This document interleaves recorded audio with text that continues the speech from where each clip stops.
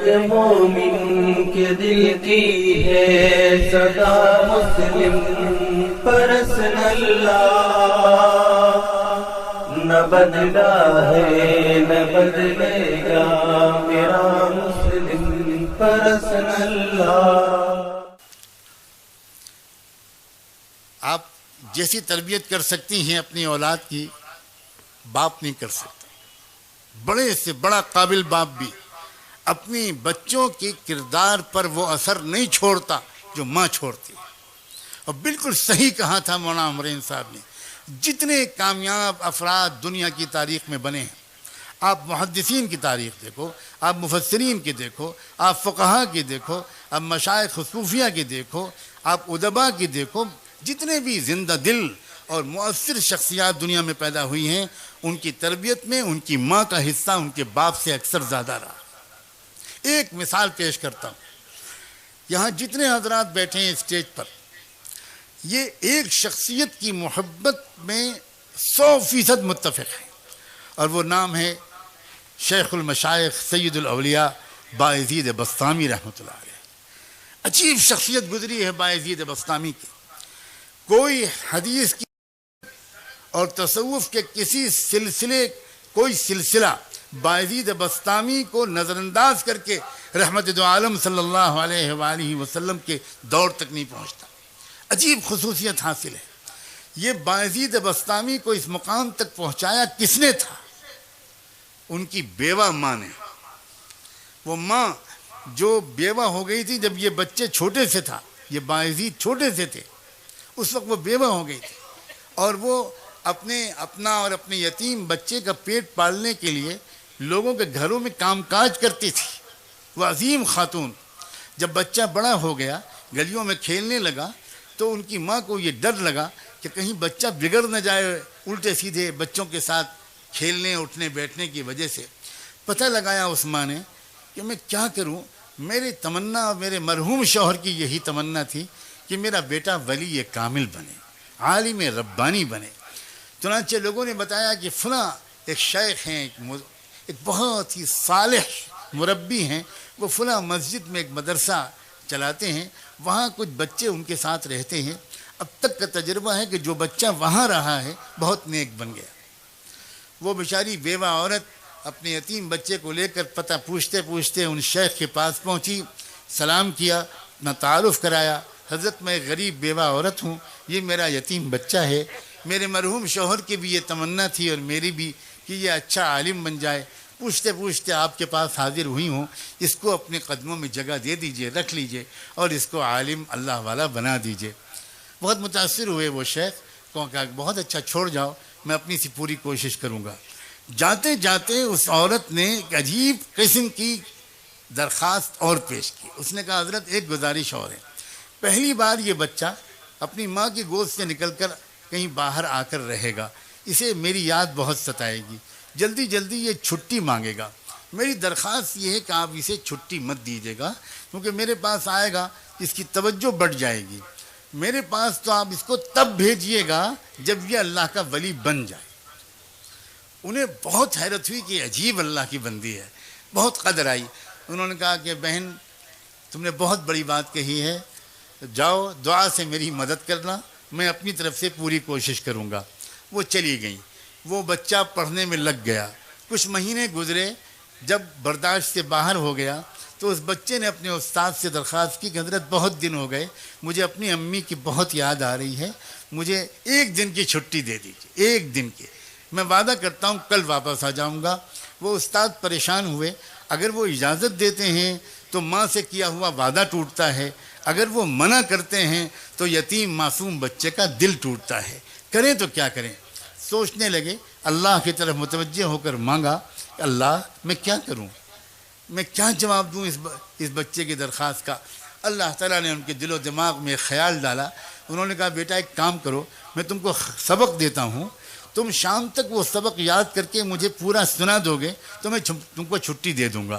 بچہ خوش ہو گیا، اس نے سبق لیا، وہ اندر گیا اور اس نے جا کر جو اوراق پلٹے تو وہ سمجھ گیا کہ اتنا سبق تو شام تک یاد کرنا ناممکن ہے، استاد نے جان بوجھ کے اتنا سبق دیا تھا۔ اب وہ بہت پریشان ہوا، واپس جاؤں استاد کے پاس جاؤں ان سے کہوں کہ سبق کم کر دیجئے، آپ نے زیادہ دے دیا. پھر سوچا یہ بے ادبی ہوگی، تو پھر اس نے ایک اور بات سوچی. اس نے کہا میں بچپن سے ماں بھی مجھے یہی کہتی تھی، بہت غور سے سننا یہ بات، بچپن سے مجھے ماں بھی یہ کہتی تھی کہ اللہ سب کچھ کر سکتا ہے، اور استاد بھی روز یہی کہتے ہیں. آج میں اس کا تجربہ کرتا ہوں. کتاب الگ رکھی، 2 رکعت نماز پڑھی اور ننھے منھے ہاتھ اٹھا کر اللہ سے مانگنا شروع کیا کہ اللہ، بچپن سے ماں یہی کہتی تھی، استاد بھی روز یہی کہتے ہیں، آپ سب کر سکتے ہیں، آج آپ اپنی قدرت مجھ یتیم بچے کی مدد کر کے دکھا دیجئے، یہ سبق شام تک یاد کروا دیجئے. اس کے بعد دعا کر کے یاد کرنے میں لگ گیا. شام ہوئی تو استاد کے پاس آیا، کہا استاد جی سبق سن لیجئے. استاد کو یقین تھا کہ سبق تو پورا یاد ہو ہی نہیں سکتا. استاد نے کہا سناؤ بیٹا. اب جو بچے نے سنایا تو استاد حیران رہ گئے، نہ کہیں بھولا نہ کہیں اٹکا، پورا سبق سنا دیا. استاد سمجھ گیا کہ اس بچے کے ساتھ اللہ کا معاملہ، اس کی ماں کی دعاؤں کے طفیل کچھ اور ہے. استاد نے کہا بہت اچھا بیٹا، جاؤ وعدہ یاد رکھنا، کل آ جانا. بچہ چلا گیا، استاد کے ہاتھ چومے، دعائیں لیوں، چلا گیا. راستے پر اچھلتا کودتا، گیت گاتا، گانے گاتا، بہت ہی خوش خرم گیا. گھر گیا تو گھر کا دروازہ بند تھا. دروازے پہ آواز دی، 1 بار آواز دی، کوئی جواب نہیں آیا. 2 بار پکارا، کوئی جواب نہیں آیا. تیسری بار پھر پکار کر کہا امی دروازہ کھولیے. تو اندر سے جواب آئی، کون ہے دروازے پر؟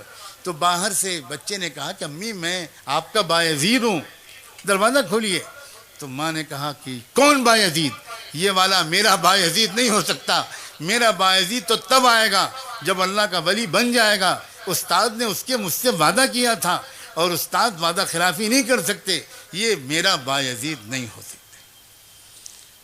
سمجھ گیا بچہ کہ ماں کی مرضی نہیں ہے کہ میں گھر کے اندر جاؤں. وہیں کھڑے بہت دیر تک روتا رہا. اس کے بعد روتے ہوئے مدرسے واپس آ گیا. استاد کے پاس حاضر ہوا، سلام کیا تو استاد حیران رہ گئے، کیا ہوا بیٹا خیریت؟ تو جب بچے نے اپنی کہانی سنانے کے لیے چہرہ اوپر اٹھایا تو استاد نے دیکھا کہ آنکھیں بالکل آنسوؤں سے بھری ہوئی ہیں، چہرہ لال ہے. تو استاد نے جلدی سے اٹھا کر گود میں لیا، اپنے عمامے کے کونے سے بچے کے آنسو پوچھے. کہا بیٹا بات کیا، خیریت تو ہے؟ کیا تم واپس کیوں آ گئے؟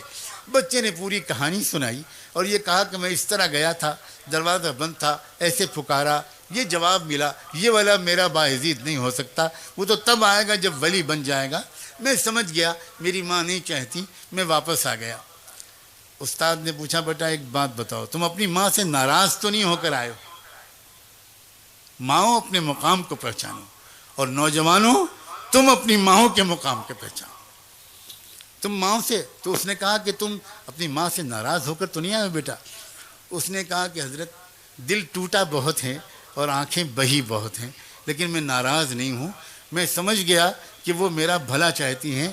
اب استاد میں چاہے جتنی ضد کروں آپ مجھے چھٹی مت دیجیے گا.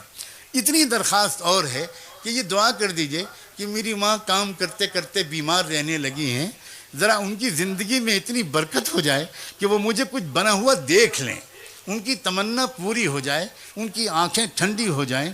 استاد نے کہا بیٹا میں روز یہ دعا مانگوں گا. میں قصہ مختصر کرتے ہوئے یہ بات کہتا ہوں، اور خاص طور پر ماؤں سے کہتا ہوں کہ 16 سال تک وہ بچہ اپنی ماں کے پاس نہیں گیا. اس کے بعد پھر کیا ہوا؟ اللہ اکبر و کبیرہ.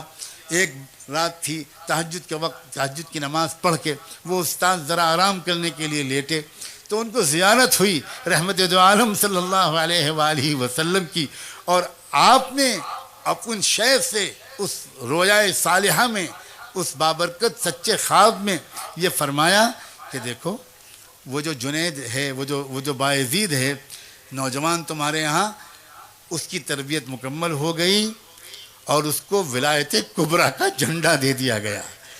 اب تم اس کو جاؤ بشارت دو اور اس کو رخصت کرو. جلدی سے وہ اٹھے، انہوں نے وضو کیا اور اندر گئے تو دیکھا کہ باعزید وہ نوجوان وہ تہجد کی نماز پڑھ رہا تھا. انتظار میں وہ پیچھے بیٹھ گئے. جب اس نے سلام پھیرا تو پکار کر کہا کہ باعزید ادھر آؤ. سینے سے لگایا، پیشانی کو چوما، اپنا عمامہ اس کے سر پر رکھ دیا، کہا تمہاری تربیت مکمل ہو گئی، تمہاری ماں کی دعائیں وہ قربانی قبول ہو گئی، اب جاؤ، اب تم کو یہاں نہیں رہنا، اس کی ضرورت نہیں ہے۔ نوجوان نے پھر ایک بار اپنے استاد کے قدم بوسی کی، ان کے بوسے لیے، دعاؤں کی درخواست کی اور روانہ ہو گیا گھر۔ آج بھی دروازہ بند تھا، لیکن آج ہوا یہ کہ جب اس نے آواز دی تو پہلی آواز پر ماں نے دوڑ کر دروازہ کھولا اور دیکھا کہ سامنے وہ نوجوان تقوی کا، سنت و شریعت کا نور پیشانی سے چھلکتا ہوا۔ پوچھا، بیٹا آ گیا میرا لال؟